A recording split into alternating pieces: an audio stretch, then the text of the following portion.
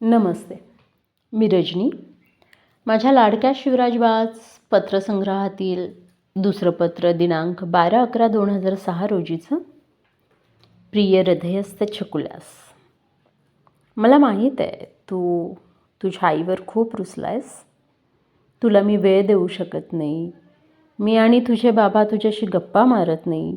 पण तुला तर माहीत आहेच, तुझ्या लाडक्या आईसाठी बाबांकडे खास वेळ तरी आहे का? पण तो वेळ आम्ही दोघांनी तुझ्यासाठी तर राखून ठेवला आहे. तू आल्यावर बाबा दर संडेला सुट्टी घेणार आहेत आणि आपलं मेडिकल नुकतंच नवीन आहे. बिझनेसच, शेवटी त्याच्याकडे लक्ष द्यायला हवे. आज सुट्टी म्हणून मी तुझ्याशी गप्पा मारते असं नाही हां. मला दररोज तुला एक पत्र लिहायचं आहे. काय करू, पण मी लिहिणार आहे तुला खूप सारी गोड पत्र. तुला एक गंमत सांगायची आहे. मी तुझ्या गोड पप्पांना ऊल आणायला सांगणार आहे. तीही गुलाबी आणि अबोली रंगाची. तुझ्यासाठी लोकरीचं टोपडं विणणार आहे. आवडेल ना तुला तो रंग? आता तरी गोड हास बघू. हे सोन्या, तू माझ्या दोघांचे प्रतिबिंब असणार आहेस. सोन्या, तू आमच्या दोघांचे प्रतिबिंब असणार आहेस. पण तुझे ओठ तुझ्या पप्पांसारखे व्हावेत आणि डोळे मात्र माझ्यासारखे. तू बेटा छकुली असशील तर पप्पांसारखेच हो, आणि छकुला असलास तर माझ्यासारखा. आम्हाला तो किंवा ती असल्याचा काहीही फरक पडत नाही. पण तू लाडका होणार आहेस सगळ्यांचा, आम्हा दोघांपेक्षाही आजी आजोबांचा.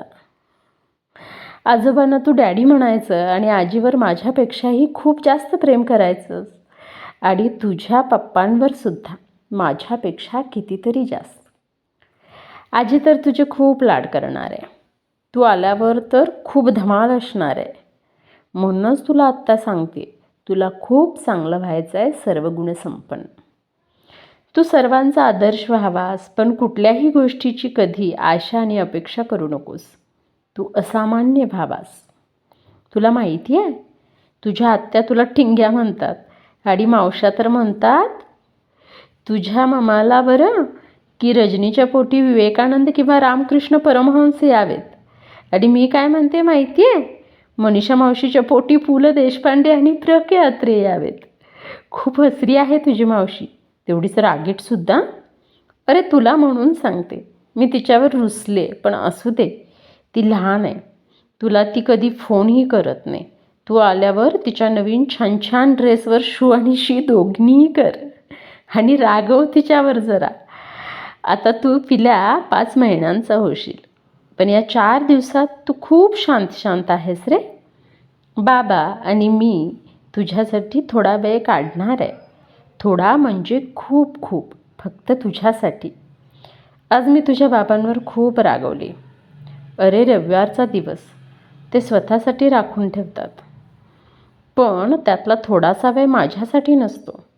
आणि 2 वाजून गेले तरी अजून जेवायला आले नाहीत. तूही त्यांची वाट बघतोयस याची साधी आठवणही नाही तुझ्या बाबांना. तुझी आजी देहू आळंदीला जाऊन आली. पहाटे खूप गंमत झाली, तुला सांगेन नंतर. तुझी आणि तुझीच आई रजनी. धन्यवाद.